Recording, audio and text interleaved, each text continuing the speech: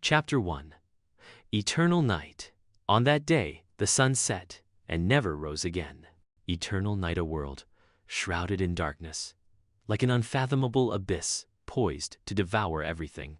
Daylight had long turned into a bygone era, a mere legend. The vast tundra stretched endlessly, whipped by piercing cold winds and battered by a blizzard that piled snow half the height of a person. Twin Tree Village lay half buried beneath the white expanse. With only 40 to 50 families, this village seemed forgotten by time, its houses mere shadowy outlines in the ever-present night. The rooftops quivered slightly under the relentless howling wind, as if they might be torn away. Qin Ming awoke from hunger, his stomach growling incessantly. In the chilling night air, any thought of food made him salivate uncontrollably. Even a hard and cold bun, let alone steaming meat or juicy fruit, would unleash a surge of sweetness in his mouth. In this freezing atmosphere, the stifling darkness was both inside and outside. Qin Ming tightened his grip on his worn-out quilt. Despite the warmth of the heated brick bed, the cold was inescapable. Breathing felt like inhaling shards of ice, leaving a stinging chill in his lungs. Resisting the urge to dwell on food, he calmed himself, lest the mere thought provoke a surge of acid in his stomach. For the first time in a long while, he felt exceptionally alert. Not the foggy daze he'd grown accustomed to.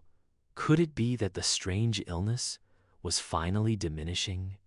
Though starving and frigid, a flicker of hope glimmered in his eyes at the possibility of recovery. With anticipation, he awaited the arrival of shallow night. As time passed, the wind gradually dwindled, and the flurrying snow became sparse and gentle. Next door, movements and murmurs emerged. A young couple, Lu Zhe and Liang Wangqing, started their conversation. "Where are you going? Bringing food to Qin Ming again?" Liang Wangqing's voice rose sharply. "He's been through a severe illness, and at 16 or 17, all alone it's pitiful," Lu Zhe replied softly. "Do you realize our own supplies are dwindling? Another mouth to feed, and the children will go hungry?" Wrapped in rising frustration, Liang Wangqing's emotions surged. "The blizzard's stopping. We'll find a way somehow," Lu Zhe spoke, gazing into the pitch-black sky. Hearing their dispute, Qin Ming felt a pang of guilt. He resolved not to accept any more aid, knowing that hardship was shared by all in these harsh times. Rising from the heated bed, he donned a quilted coat, but still felt the penetrating cold. He managed to find an old fur coat from the cupboard, wrapping it around himself. In the obscured room, he paced and rubbed his hands for warmth.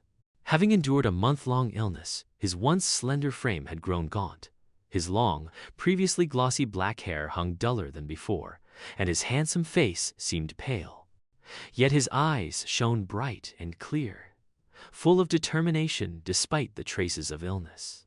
A month ago, he had barely escaped the mountains, limbs tinged with black, fighting the fever since. His companions had perished the day they returned. Many believed he wouldn't survive the clutches of the strange illness. Yet he had, and he was evidently improving. The thought of the unknown dangers in the mountains still sent shivers down his spine. Outside, the encompassing darkness was shifting. Like ink in a drop of water, the blackness lightened as shallow night approached, signifying daybreak. Not much better than deep night. The world remained enveloped in night, obscuring distant scenery. The courtyard gate creaked open, revealing Lu Zhe's sturdy form, shovel in hand, clearing a path through the snow. Qin Ming opened the snow-blocked door, calling out to him, "Brother Lu." Lu Zhe carried a shimmering cloth sack that, when emptied into a stone basin, revealed a pile of radiant red stones, their glow cutting through the darkness.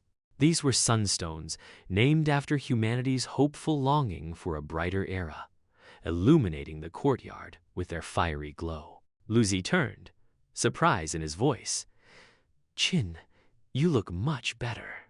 Qin Ming invited him inside, and truthfully explained his newfound lucidity, suggesting his recovery was imminent.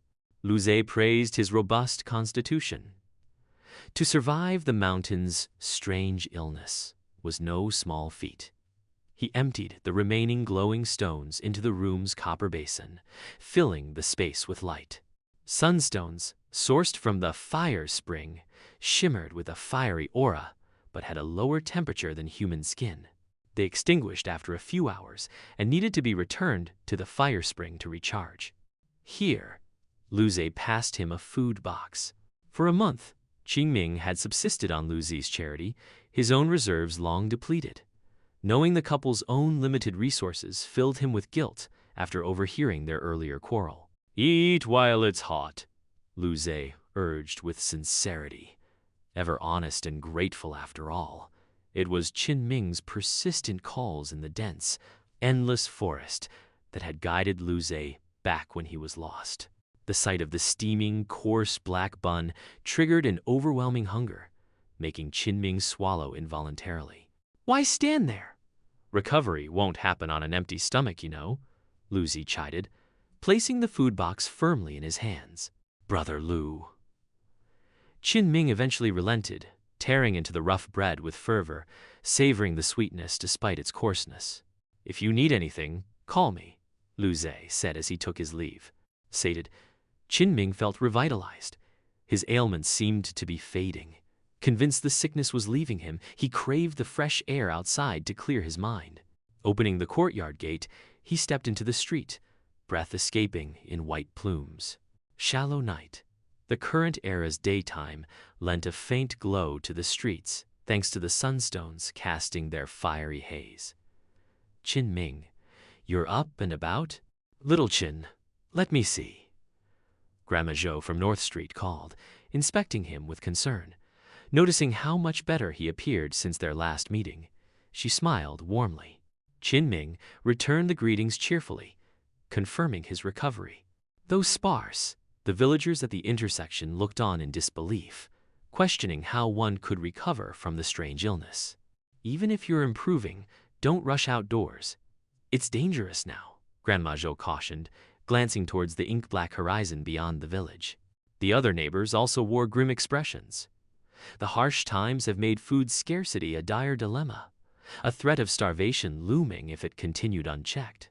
Observing Grandma Zhou's thin frame and pallor, far removed from her once robust demeanor, worried Qin Ming. After the others left, Grandma Zhou cautiously pulled a few pieces of dried yam from her pocket, pressing them into Qin Ming's hands. He immediately returned them, refusing to take the old woman's meager rations, unable to bear the thought of using her provisions. Each household had cleared paths around their homes, but the snow was not entirely removed, the crunch beneath his feet resounding as Qin Ming exhaled frosty breaths, continuing onwards. Close to the village's edge, he paused. A larger courtyard housed a small threshing floor, where a towering black mountain goat, as tall as a man's shoulder, circled a stone mill, grinding wheat as luminous as silver grains, silver wheat. Not everyone faced food shortages. Clearly, the household here fared better. Qin Ming's gaze lingered on the black goat, a yearning for meat he hadn't tasted in ages stirring within him. The goat stood with imposing stature and thick, robust horns, its demeanor fierce. Feeling Qin Ming's gaze, it startled, its tail dropping. "Ah, Qin, you've recovered? Blessed with fortune after surviving such trials." A burly, middle-aged man with a full beard greeted from the courtyard gate, mistakenly thinking Qin Ming eyed the silver wheat under the mill's stone. "We have many mouths to feed. This is our last reserve of grain," he claimed. "Uncle Yang, it's impressive how well you manage your sizable family, even in times like this." Qin Ming chuckled, though he didn't believe for a second that this was all Yang Yongqing had left. After a brief exchange with Yang Yongqing, Qin Ming ventured to the village's boundary. Ahead was the fire spring, bathing the surroundings in brightness. Constructed of stone and enclosed, it formed a rectangular pool about 5 yards across, with low stone walls around it. Inside, a vibrant, fiery glow emanated. Although the fire spring could barely sustain itself in the harsh blizzard season, its light continued to flicker warmly. Within the pool stood 2 trees, twin tree village's namesake, one adorned with deep black leaves, the other with snowy white foliage undying through the harshest winter.